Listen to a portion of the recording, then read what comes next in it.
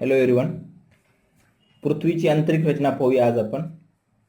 Interior of the earth असे म्हणतात. पृथ्वीच्या अंतर्गत भागाचे तापमान याविषयी थोडी माहिती घेऊया. प्रत्येक 32 मीटरच्या अंतरावर पृथ्वीचे तापमान 1°C वाढते. पृथ्वीच्या अंतर्गत भागात 100 किलोमीटर अंतरावर अंतर्गत भागाचे तापमान 1100°C ते 1200°C इतके आहे. 400 किलोमीटर अंतरावर 1500°C, 700 किलोमीटर अंतरावर 1900°C, 2900 किलोमीटर अंतरावर 3700°C, तर 5100 किलोमीटर अंतरावर 4300°C इतके पृथ्वीचे तापमान आहे. पृथ्वीची घनता पाहूया आता आपण. न्यूटनच्या गुरुत्वाकर्षण सिद्धांतानुसार पृथ्वीचे सरासरी घनत्व 5.5 ग्राम घन सेंटीमीटर इतके आहे. 30 ते 40 किलोमीटर अंतरावर 2.7 ते 3.3 ग्राम घन सेंटीमीटर, 40 ते 700 किलोमीटर अंतरावर 3.3 ते 4.3, 700 ते 29 किलोमीटर अंतरावर 4.3 ते 5.5, 2900 ते 5150 किलोमीटर अंतरावर 10 ते 12, 5150 ते 6371 किलोमीटर अंतरावर 13.3 ते 13.6 ग्राम घन सेंटीमीटर इतके पृथ्वीचे घनत्व आहे. अवसादी खडकात 2.7 ग्राम घन सेंटीमीटर इतकी घनत्व आढळते, तर आग्नेय खडकात 3 ग्राम घन सेंटीमीटर इतकी घनत्व आढळते. पृथ्वीच्या बाह्य गाभात 10 ग्राम घन सेंटीमीटर इतके घनत्व आहे, तर अंतर्गाभ्यात 11 ते 12 ग्राम घन सेंटीमीटर इतके घनत्व आहे. पृथ्वीच्या अंतर्भागातील दाब याबाबत माहिती घेऊया आपण. पृथ्वीच्या जसजसे अंतर्गत भागात जावे तसतसे दाब वाढत जातो. सर्वाधिक पृथ्वी केंद्र 3500 किलोबार इतके अंतर्गत भागातील दाब आहे. समुद्र सपाटीवर एक वातावरण दाब असतो. 2500 किलोमीटर अंतर्गत भागात 10 लाख वातावरण दाब इतका दाब असतो, तर 3500 किलोमीटर अंतरावर 20 लाख, तर 6371 किलोमीटर अंतरावर 35 लाख वातावरण दाब असतो. 6371 किलोमीटर अंतरावर 35 लाख किलोबार इतका वातावरणाचा दाब असतो. भूकंप लहरी याबाबत माहिती घेऊया. भूकंप संबंधी विज्ञानास सिस्मोलॉजी असे म्हणतात. पृथ्वीच्या अंतर्गत भागाची माहिती जाणून घेण्यामध्ये भूकंप लहरी महत्त्वपूर्ण भाग आहे. या संबंधी सर्वप्रथम प्रयास 1909 मध्ये महाओविसिसने केले आहे. भूकंप समयी मुक्त झालेली ऊर्जा भूकंप तरंगाच्या रूपात अभिकेंद्रापासून विभिन्न दिशांमध्ये गतिशील होते. या तरंगाची गती एकमेकापासून भिन्न असते. या तरंगाचे एकूण 3 प्रकार आहेत.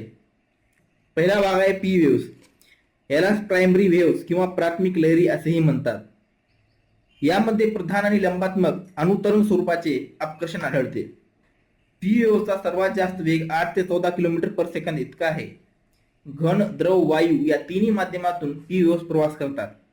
मात्र द्रव पदार्थामध्ये पी वेव्सची गती कमी होते. पी वेव्स ह्या नेहमी आडव्या दिशेने प्रवास करतात. कणांचे कंपन तरंगाच्या गतीच्या दिशेमध्ये होते आणि पी वेव्हज हे कमी विध्वंसक स्वरूपाचे असतात. भूकंप लहरीचे दुसरे प्रकार आहे एस वेव्ह. याला दुय्यम लहरी असेही म्हणतात. एस वेव्हज हे उभ्या दिशेने प्रवास करतात. एस वेव्हचा वेग हा 4 ते 8 किलोमीटर पर सेकंद इतका असतो. एस वेव्हज हे फक्त घन माध्यमातून प्रवास करतात. यांच्या कणांची गती तरंगाच्या गतीच्या दिशेने समकोन असते. एस वेव्हज हे पी वेव्हज पेक्षा जास्त विध्वंसक असतात, पण एल वेव्हज पेक्षा कमी विध्वंसक असतात. भूकंप लहरीचे तिसरे प्रकार आहे एल वेव्हज. याला भूपृष्ठ पृष्ठतरंग असेही म्हणतात. हे रेखावृत्तीय लहरी असतात. पी आणि एस वेव्ह भूपृष्ठावरती पोहोचल्यानंतर एल वेव्हजची उत्पत्ती होते. हे फक्त पृथ्वीच्या पृष्ठभागावरतीच प्रवास करतात. यांचा वेग हा 3 किलोमीटर प्रति सेकंद इतका असतो. यांचा आयाम क्रस्ट हा उच्च असतो. या भूकंप लहरीची आकृती आपण पाहू शकता. आता भूकंप लहरीविषयी तर माहिती घेऊया. भूकंप तरंगे सिस्मोग्राफ या यंत्राद्वारे मोजले जातात. भूकंप केंद्राच्या विपरीत क्षेत्रात भूकंपाचे अनुभव होत नाही. विरुद्ध बाजूस फक्त पी लहरींची नोंद होते. परावर्तित झाल्यानंतर एस लहरी तरल पदार्थात शोषल्या जातात.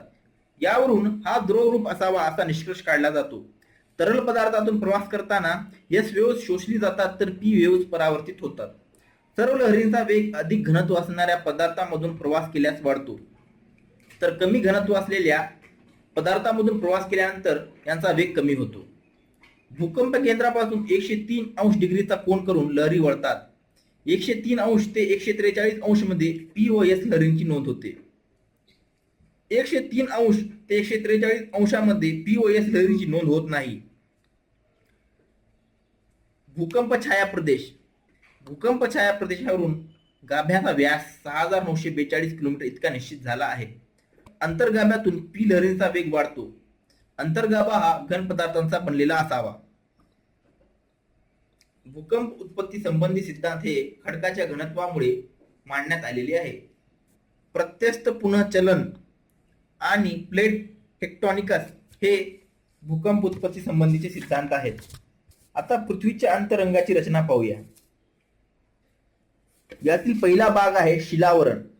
शिलावरण हा पृथ्वीच्या पृष्ठभागापासून 16 ते 40 किलोमीटर अंतरापर्यंतचा भाग आहे. शिलावरणाचा 29% भाग हा भूमी तर 71% भाग हा पाण्याने व्यापला आहे. शिलावरणाची सरासरी जाडी 33 किलोमीटर इतकी आहे. शिलावरणाचे दोन थर आहेत, एक सियाल आणि दुसरा सायमा. पृथ्वीच्या अंतर्गत गाभ्याची आकृती आपण समोर पाहत आहोत. सियाल Si+Al यापासून सियाल या शब्दाची निर्मिती झालेली आहे. भूखंडे ही प्रामुख्याने सियालची बनलेली आहेत. सिलिका म्हणजे Si आणि ॲल्युमिनियम म्हणजे Al यापासून सियालची रचना झालेली आहे. सियाल हा आम्लीय प्रकृती आणि ग्रेनाइट खडकापासून बनलेला आहे. सियालची घनता 2.65 ते 2.77 इतकी आहे. सियालमध्ये भूकंप लहरीचा वेग पी वेव्ह हे 5.6 किलोमीटर प्रति सेकंद तर एस वेव्ह हे 3.2 किलोमीटर प्रति सेकंद इतक्या वेगाने प्रवास करतात. कॉन्रॅड विलकता ही सियाल व सायमा यांना वेगळे करते. दुसरा भाग आहे सायमा Si+Mg. सायमा पासून प्रामुख्याने महासागर तळ बनलेले आहे. सिलिका आणि मॅग्नेशियम पासून हा थर बनलेला आहे.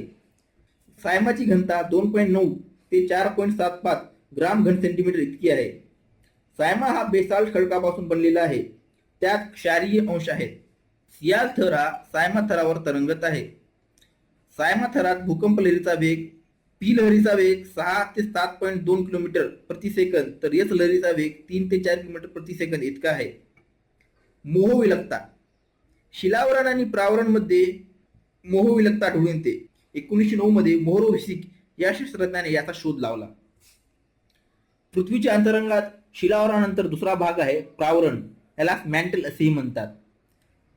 पृथ्वीच्या पृष्ठभागापासून 42 ते 2900 किलोमीटर अंतरावर प्रावरण पसरलेले आहे. प्रावरणाची घनता 5.57 ग्राम घन सेंटीमीटर इतकी आहे.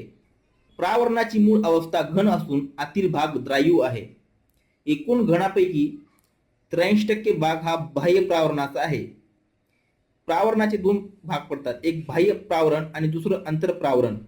बाह्य प्रावरण हे पृथ्वीच्या पृष्ठभागापासून 42 ते 700 किलोमीटर अंतरावर आहेत.